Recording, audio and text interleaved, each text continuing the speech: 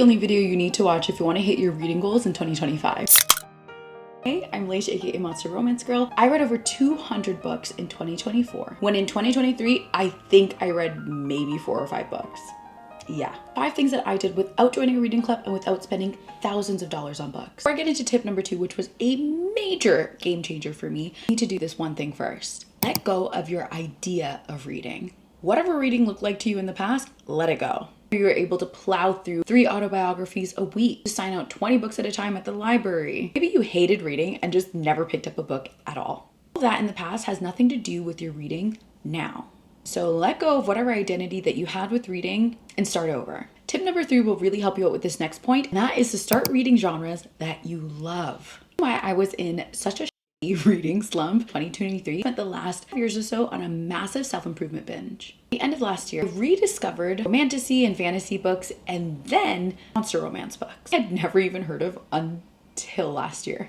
This genre truly ignited a love of reading that I had not experienced since I was a kid. I haven't turned back. If you have no idea what the genre that you would love, the way that I love monster romance is, I recommend that you kind of do a bit of a catalog on the kinds of content that you enjoy every day. If you love true crime podcasts or watching Law & Order, pick up mystery books. If you love rom-coms, read contemporary romance books. And if you're a Bridgerton girly, read historical romance.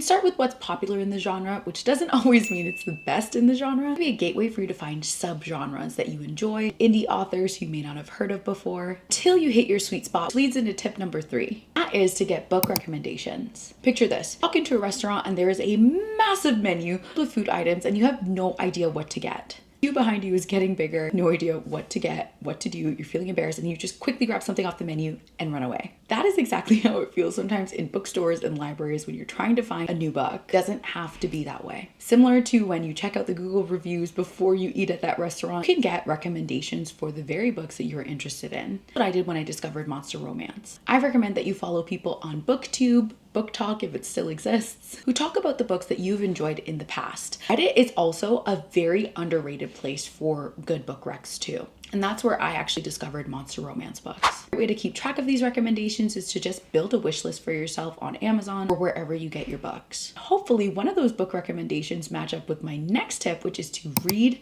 a series. A series or a duology guarantees that you will read at least 2 books. There are some series where when they come out, I am sad. If you were a reader as a kid, think of when the new Lemony Snicket book or the new Captain Underpants book would drop, or even Twilight. Series have an incredible way to just suck you in back to the world you enjoyed, the characters that you love. This tip is a free way for you to access books is to get a library card. An incredible way to get back into reading without that financial commitment. Great about libraries nowadays is that they have digital collections available. I'll talk about that a little bit later because I want to talk about a different kind of digital collection where you can access 4 million pieces of books, magazines, manga, any other pieces of content that you may not even think of. That is to get Kindle Unlimited. It took me a while to see Kindle Unlimited was really worth it, and once I figured out how to use it, I haven't stopped reading. If you're further into your reading journey on that genre that you love, you found an author that you really enjoy, willing to invest a little bit monthly, I highly recommend that you get Kindle Unlimited. I've included a link where you're able to access Kindle Unlimited 3 months for free as your first time utilizing it. The next tip is truly the foundation why I was able to read over 200 books this year, and that is getting an e-reader or e-reading app that you can download on your phone.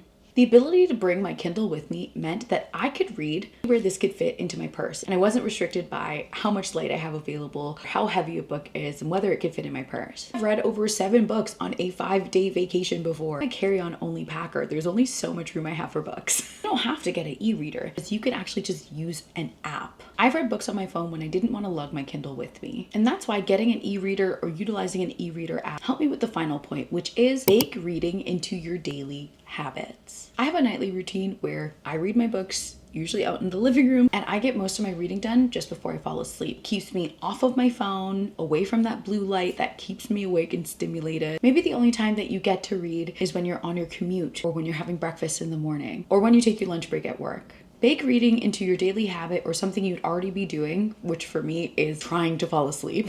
And I promise you will fly through the pages. Yay, you're ready to read more books in 2025. So check out my next video where I give you some tips and hacks on how to utilize Kindle Unlimited to hit your reading goals in 2025.